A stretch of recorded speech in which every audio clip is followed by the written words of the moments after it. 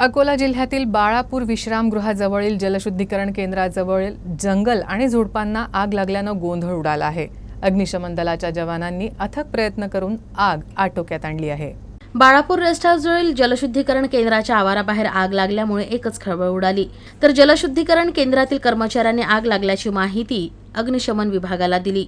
केवळ 200 लिटर पाण्याची क्षमता असलेलं अग्निशमन वाहन आग विझवण्यासाठी पाठवून स्वतःचं मात्र हसू करून घेतलं। तर आग विझवण्यास सुरुवात करताच हे पाणी संपलं। यामुळे जलशुद्धीकरण केंद्रातील पाण्याचाच आग विझवण्यासाठी वापर करावा लागला।